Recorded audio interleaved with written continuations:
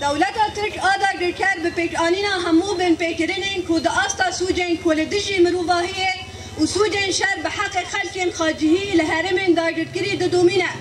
و به طایبت کرده لعفرین باب سریکانیه و گری سپی بریا سیاست گوهارتنا دموگرافیک یک و سوجا شر به حق خلقین خاجهی به طایبت لعفرینه که بدار زوره هاتین کوچبرکرین پیک دینه و آواکرنا نشتجهان دبن ناو آواکرنا ناوند نشتجهی جبو باراستنا کوچبرن و یک و پلان شر لدجی گلن خاجهی و دشیره و بجهکرنا مالبت این چتایان این وکا تروریست تین بناف کرن راد بکرنا تاوان شر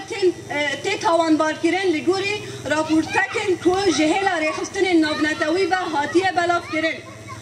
و جبو تکبرنا جیانا هبشت و پررنگیا چاندی لحرمین کردی و سوریه بگیشتی دولتا ترک آدا گرکر پولیتیکه گوهارتنا دموگرافیک دمشینه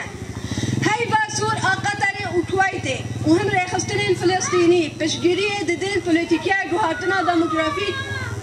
یا کجهلا دولتا ترک و مشاندن همو هفپارن سوج شرن لدجی گلن خاجهینه لگوری بندن 46 و 55 ین هف پیمانا لهای سال 1970 و بندن 49 و 53 هف پیمانا جنیبا چارم سال 1949 ده هر دو بندان دا حاتیه دست نشان کرن که مافی تو دولت اکینینه که دست دین سر ملکن خلقه و لسر وان آوا بکه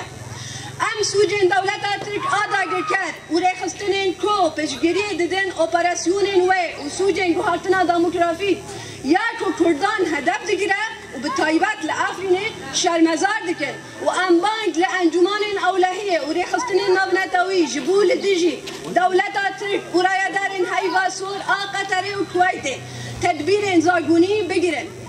وکه کو ام بانگ لدولت قطر و کویتی جیدکن کو خبات ریخستنا خواه یا هی واسور بشوپین و لپی پیلان دولت ترک آدا گرکر دبن ناغ مروباهی نمشینه هر وها داخل مج حکومت سوریه را که حقوق خال گوری زاگونا نابنتوی بمشینن و چوراندنا دولت ترک آدا گرکر و ریخستنا کو پشگیری و دپیک آنینا سوری گوهارتنا دموگرافیک کو آوایا جواک سوری قریش دکه بکه ام وکه کچبرین آفرین و شهده خودی در کتنا آخا خوا و دیرو که خوا و تکوشینا خوا جبو آزاد کرنا آخه دیار دکن بین که به پولیتیکه گوهارتنا دموگرافیک بیشی بر خودانا عفرینه